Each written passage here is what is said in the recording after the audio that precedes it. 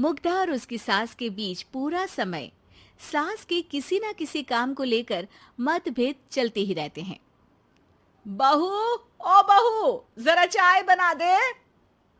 मुग्धा चाय लेकर आती है। ये लीजिए, और कुछ चाहिए? अरे नहीं, बस चाय पीने का मन था। जाओ, तुम दूसरा काम करो। चाय पीने के थोड़ी देर बाद सास दोबारा मुग्धा को आवाज लगाती है। अरे बहू रे, आओ बहू, जरा हलवा तो बना दे, मीठा खाने को मन हो रहा है।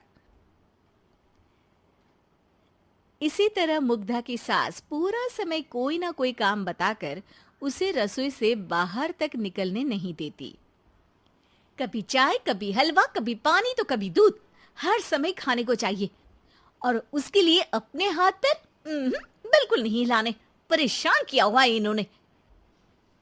सास की जबरदस्ती परेशान करने की आदतों से दुखी मुग्धा एक शाम सचिन के साथ अपने कमरे में बैठी हुई बात कर रही होती है। सुनो जी, मम्मी जी की ये जानबूझकर मुझे परेशान करने की फरमाइशों से मैं बहुत फ्रस्ट्रेट हो चुकी हूँ। पूरे दिन में एक सेकंड का आराम नहीं मिलता। रसोई से बाहर कदम रखती नहीं कि बहू ये बना दे, बहू री वो बना दे। अरे इनकी फरमाइशें चलती ही रहती है। अरे मुग्धा, माँ खाने की शौकीन है, पर उम्र हो चली है, खुद खाना नहीं बना सकती, इसलिए तुमसे बोलती है। अरे तो शौक भी उम्र देख कर रखने चाहिए ना। समझ में नहीं आता, हर समय फेविकॉल का जोड़ लगाए सोफे से चिपके बैठी रहती है। इतना सब डाइजेस्ट कैसे हो जाता है उन्हें? अरे तुम मेरी माँ से इतनी नफरत कैसे कर सकती हो? मैं उनसे नफरत नहीं करती जी, बस परेशान हूँ। जहां मुग्धा अपने पति से ये सब बोल रही होती है, वहीं उसकी सास भी कमरे के बाहर दरवाजे से कान लगाए सारी बातें सुन रही होती है और अगली दोपहर रसोई में मुग्धा के पास जाती है। बहू, आज ना मेरा कुछ मसालेदार खाने का मन है। तो चाय बना दो, मुझे बहुत पसंद है। अरे ना, ऐसा कर लिट्टी चोखा बना ले। और हाँ, जितना मसाला बातों में मिलाकर पति को सुनाती हो ना, सब्जी में भी वैसे ही डाला करो, खाना स्वादिष्ट बनेगा। सास की बात सुनकर मुग्धा हैरान रह जाती है। मतलब अब पूरा समय मुझ पर हुक्म चलाने के साथ बंद कमरे में हुई पति पत्नी की बीच की बातें भी सुनती है? अरे बात जब मेरी थी तो सुनने में क्या दिक्कत है? ये कहकर सास वहां से चली जाती है। अरे अब तो हद पार हो गई, इस तरह से तो ये मेरा जीना मुश्किल कर देंगी। मुग्धा सास की हरकतों से परेशान उसका हल सोचने लगती है और इसी तरह कुछ दिन बीत जाते हैं, जिसमें सास का जन्मदिन आता है। मुग्धा बहुत खुशी के साथ अपनी सास को एंड्रॉइड मोबाइल गिफ्ट करती है। मम्मी, आपको सबसे बात करने के लिए बहुत दिक्कत होती है ना, कभी सचिन तो कभी मुझे बोलना पड़ता है, पर इस मोबाइल से आपको कोई दिक्कत नहीं होगी। एक जगह बैठे बैठे बहुत कुछ कर सकती हैं अब आप।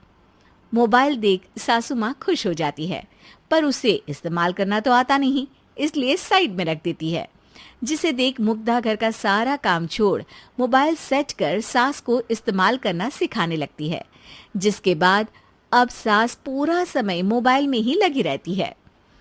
हाय, जब से मम्मी को मोबाइल मिला है मेरी लाइफ में कितनी शांति आई है।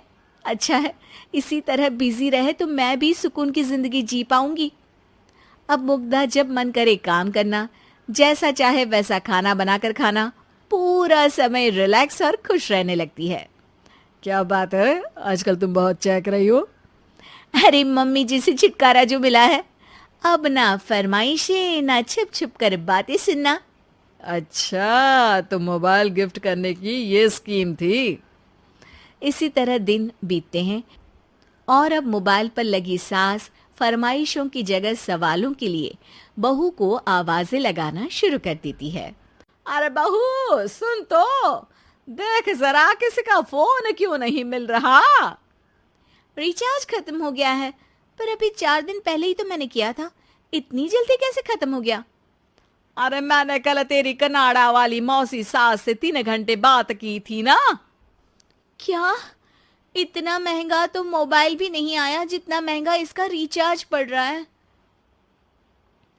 इसके बाद तो जैसे मुग्धा के दिन के 24 घंटे में से 20 घंटे सास के पास उनके मोबाइल रिलेटेड प्रॉब्लम सॉल्व करने की ड्यूटी ही बन जाती है। अरे मुग्धा, ये मोबाइल में अचानक तेरी मौसी सास की शक्ल क्यों दिखने लगी? और ये तो हिल भी रही है। मम्मी, ये गूगल डुओ का वीडियो कॉल है। इसमें आप बात करने के साथ एक दूसरे की शक्ल भी देख सकती हो। अच्छा, ये तूने मुझे पहले क्यों नहीं बताया? अब बताने के लिए पहले नहीं बताया। इसी बीच सचिन भी वहां आ जाता है और सास अपनी वीडियो कॉल में बिजी हो जाती है। क्यों, सास बहू में क्या गपशप चल रही है? इसे गपशप नहीं, दिमाग का दही होना बोलते हैं। पर तुम तो मम्मी को मोबाइल देकर बहुत खुश थी, फिर क्या हुआ? हाँ, उसका सुकून भी कुछ ही दिन मिला। अब घर के टंटे खत्म हुए तो मोबाइल की टिंग टिंग शुरू हो गई।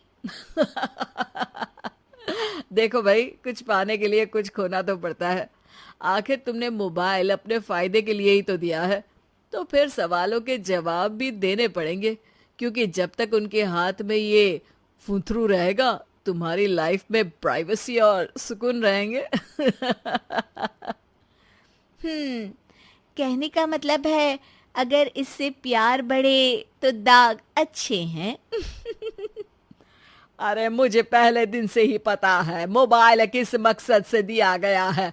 भूलो मत, इससे पहले मैं बातें ही सुनती थी। सास की ये बात सुनकर मुग्धा शॉक में और सचिन हंसता रह जाता है।